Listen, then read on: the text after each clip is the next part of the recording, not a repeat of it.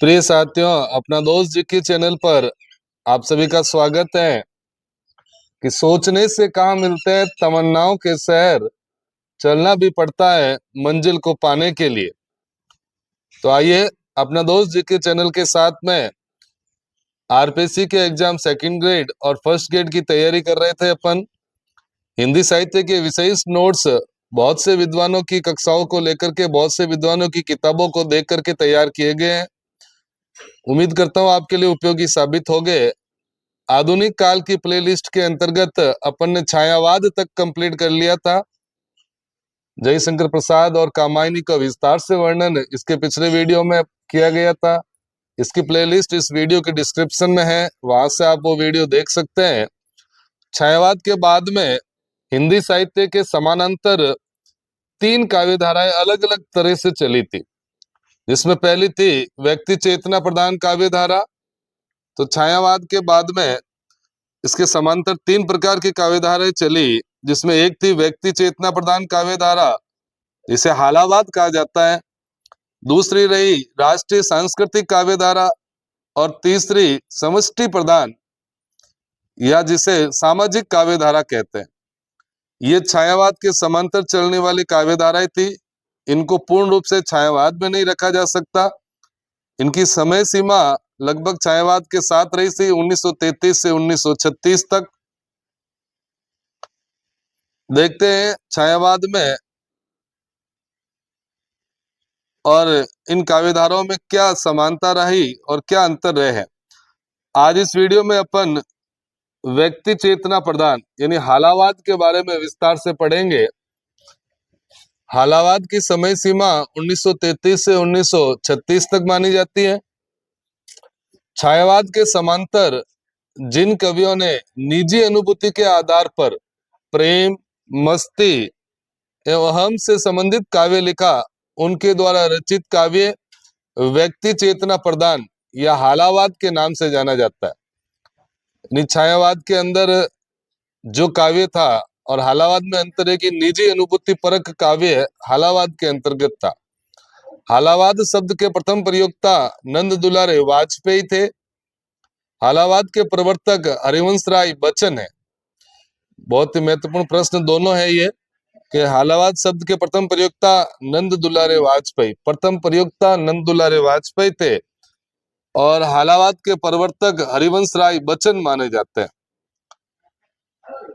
व्यक्ति चेतना प्रधान काव्यधारा, जिसको हालावाद के नाम से जाना जाता है, ये छायावाद के समांतर चलने वाली काव्यधाराएं थी। विभिन्न विद्वानों ने इसका नामकरण अलग अलग किया है।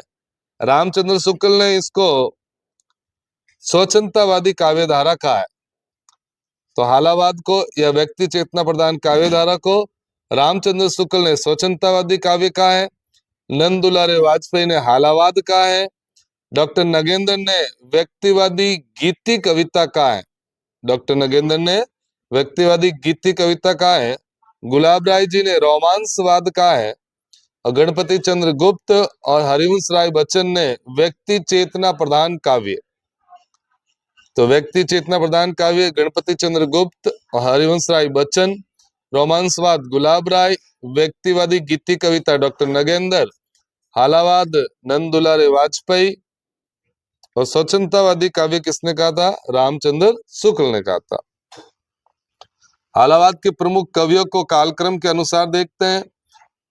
सबसे पहले आते हैं भगवती चरण वर्मा 1903 से 1981, हरिवंश राय बच्चन 1907 से 2003, हरिकृष्ण प्रेमी 1908 से 1974, गोपाल सिंह नेपाली 1913 से 63, नरेंद्र शर्मा 1913 से 1991, रामेश्वर शुक्ल अंचल 1915 से 1996। तो रामेश्वर शुक्ल अंचल। उसके बाद जानकी वल्लभ शास्त्री और शंभुनाथ सिंह। तो हालावाद के प्रमुख कवियों में अपन पढ़ेंगे भगवती चरण वर्मा, हरिवंश राय बच्चन, हरिकृष्ण प्रेमी, गोपाल सिंह नेपाली, नरेंद्र शर्मा, रामेश्वर शुक्ल अंचल। ये प्रमुख कवि है हालावाद के। सबसे पहले लेते हैं भगवती चरण वर्मा। जीवन काल 1903 से 1981। काव्य रचनाएं मधुकर्ण। तो मधुकर्ण है वो भगवती चरण वर्मा है। प्रेम संगीत मानव और रंगों से मोह, चार इनकी प्रमुख काव्य रचनाएं हैं। मधुकर्ण, प्रेम संगीत, मानव, रंगों से मोह। मधुकर्ण 1932, प्रेम संगीत 1937 में रही, मानव 1940 में लिखी थी और रंगों से मोह 1962। भगवती चरण वर्मा ऐसे कवि हैं जिन्होंने छायावाद के भीतर रहकर छायावाद का विरोध किया। तो ये भी महत्वपूर्ण तथ्य है, छायावाद के साथ रहकर के छायावाद का विरोध करने वाले कवि थे भगवती चरण वर्मा। विश्वंभर नाथ मानव ने इन्हें नियतिवादी कवि कहा है। तो विश्वंभर नाथ मानव ने भगवती चरण वर्मा को नियतिवादी कवि कहा है। हजारी प्रसाद द्विवेदी ने भगवती चरण वर्मा को मौज एवं मस्ती का कवि कहा है। उपनाम में यह भी याद रखना है कि किस कवि को मौज एवं मस्ती का कवि कहा जाता है, तो भगवती चरण वर्मा। किसने कहा? हजारी प्रसाद द्विवेदी ने कहा था। भगवती चरण वर्मा की आरंभिक कविताएं प्रताप नामक पत्र में प्रकाशित होती थी। शविन्य और एक नाराज कविता भगवती चरण वर्मा की एक लंबी कविता रही है। अब आगे पढ़ रहे अपन हालावाद के प्रवर्तक हरिवंश राय बच्चन के बारे में। हरिवंश राय बच्चन 1907 से 2003 ईस्वी, उपनाम हालावाद का जनक, हिंदी का बायरन। बायरन, तो हिंदी का बायरन हरिवंश राय बच्चन को कहा जाता है। शय रोमांस का कवि, प्रबंध शिरोमणि, आत्मानुभूति का कवि, ये 5 हरिवंश राय बच्चन के उपनाम है। हालावाद का जनक, हिंदी का बायरन, प्रबंध शिरोमणि, सही रोमांस का कवि और आत्मानुभूति का कवि। हरिवंश राय बच्चन ने बहुत सी काव्य रचनाएं की थी। इनकी महत्वपूर्ण 24 काव्य रचनाएं हैं। उन सभी के नाम अपन को पढ़ने पड़ेंगे और याद भी रखने हैं, क्योंकि हरिवंश राय बच्चन हालावाद के महत्वपूर्ण कवि है, प्रवर्तक है। तो काव्य रचनाएं में तेरा हार 1932, मधुशाला 1935, मधुबाला 1936 और मधु कलश 1937। ध्यान रखना है, मधुशाला, मधुबाला और मधु कलश, तो साला, बाला और कलश ये तो थी हरिवंश राय बच्चन की। अभी अपन ने पढ़ी थी मधुकर्ण, भगवती चरण वर्मा की थी। तो मधुकर्ण भगवती चरण वर्मा है, मधुशाला, मधुबाला और मधु कलश ये हरिवंश राय बच्चन के है। इसके अलावा हरिवंश राय बच्चन में आगे निशा निमंत्रण 1938, एकांत संगीत 1939, आकुल अंतर 1943, सतरंगिणी 1945, हलाहल 1946 हरिवंश राय बच्चन की काव्य रचना, ये भी हलाहल। खादी के फूल महत्वपूर्ण रचना है 1948 की, जो पंत और बच्चन की सम्मिलित रचना मानी जाती है। खादी के फूल 1948, सूत की माला 1948, मिलन यामिनी 1950, आरती और अंगारे 1954, प्रणय पत्रिका 1955, दार के इधर उधर 1957, बुद्ध और नाचगर 1958, त्रिभंगिमा 1961, चार खेमे 64 खुट्टे, चार खेमे 64 खुट्टे 1962 की हरिवंश राय बच्चन की काव्य रचना है। दो चट्टाने 1965, दो चट्टाने के ऊपर हरिवंश राय बच्चन को साहित्य अकादमी पुरस्कार मिला था 1968 में। याद रखना है, दो चट्टाने रचना काल 1965 है और 1968 में इस रचना पर इन्हें साहित्य अकादमी पुरस्कार दिया गया था। बहुत दिन बीते 1967, कड़ती प्रतिमाओं की आवाज 1968, उभरते प्रतिमानों की रूप, जाल समेटा, सोहम हंस आवाज, सोहम हंस 1981, करती प्रतिमाओं की आवाज 1968। तो ये हरिवंश राय बच्चन की प्रमुख काव्य रचनाएं थी। इसके अलावा अनुदित रचनाएं भी है। ख्याम की मधुशाला, आत्मकथा, 4 खंडों के अंदर इनकी आत्मकथा बहुत ही प्रसिद्ध रही है।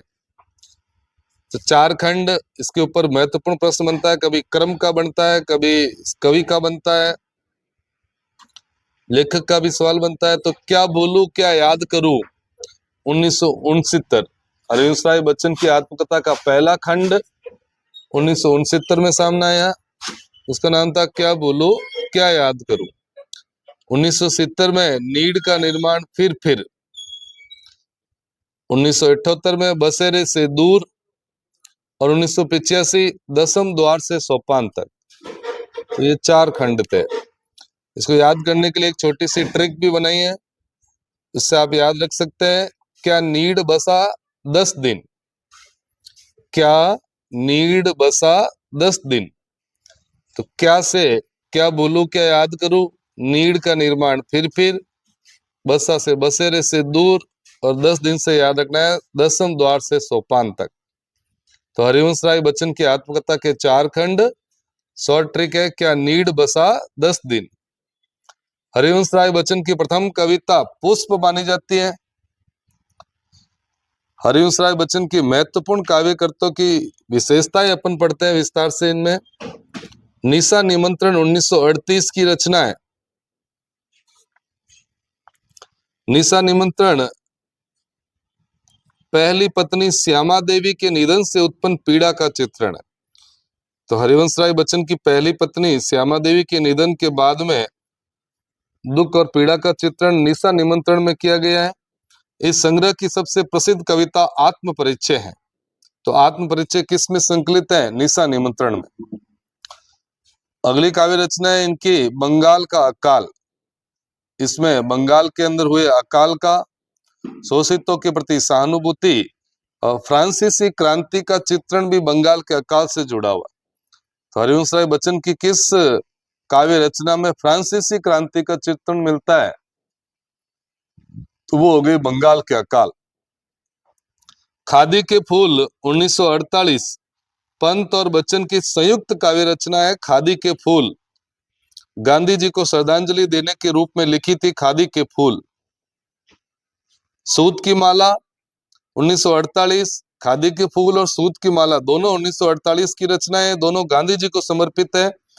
सूत की माला 1948 गांधी जी की हत्या से लेकर अस्थियों के विसर्जन तक का काव्य चित्रण किया गया है सूत की माला में।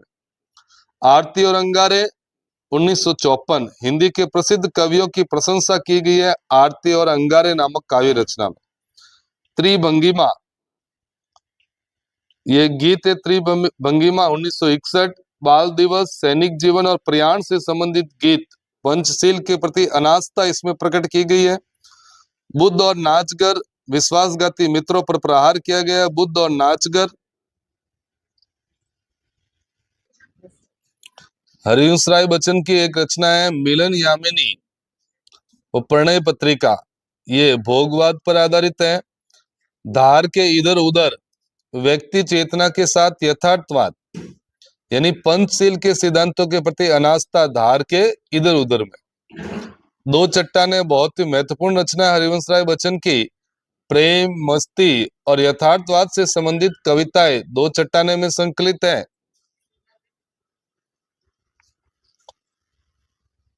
उन्नीस में दो चट्टाने काव्य कृति को साहित्य अकादमी पुरस्कार मिला था। बहुत दिन बीते, व्यक्ति चेतना और निराशा से संबंधित। जाल समेटा में उस युगीन समस्याओं का वर्णन किया गया। 3 रचनाएं मधु नाम से इनकी, मधुशाला, मधुबाला और मधु कलश। हरिवंश राय बच्चन, पुनः स्मृति के लिए दिला दूं कि मधु कर्ण है वो भगवती चरण वर्मा की है, और मधुशाला, मधुबाला और मधु कलश ये हरिवंश राय बच्चन की है। इनमें प्रेम, मस्ती, राष्ट्रीय स्वतंत्रता, हिंदू मुस्लिम एकता का समर्थन और भोगवाद में आस्था प्रकट की गई है। हालावाद के अगले कवियों में आते हैं नरेंद्र शर्मा।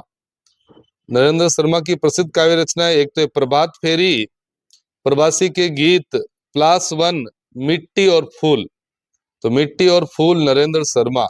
रक्त चंदन, कामिनी, हंसमाला, अग्निशस्य, द्रौपदी नरेंद्र शर्मा की काव्य रचनाएं। कदली वन और प्यासा निर्जर नरेंद्र शर्मा की काव्य रचनाएं। प्रभात फेरी, प्रवासी के गीत, +1, मिट्टी और फूल, कामिनी, हंसमाला, रक्त चंदन, अग्निशस्य, द्रौपदी खंड काव्य है द्रौपदी 1960 में नरेंद्र शर्मा का। कदली वन, प्यासा निर्जर। गोपाल सिंह नेपाली, जिन्होंने सुधा और रतलाम टाइम का संपादन किया था, इनकी काव्य रचनाएं उमंग, पंची, रागिनी और पंचमी। इसके अलावा मोस्ट अगले कवि है रामेश्वर शुक्ल अंचल।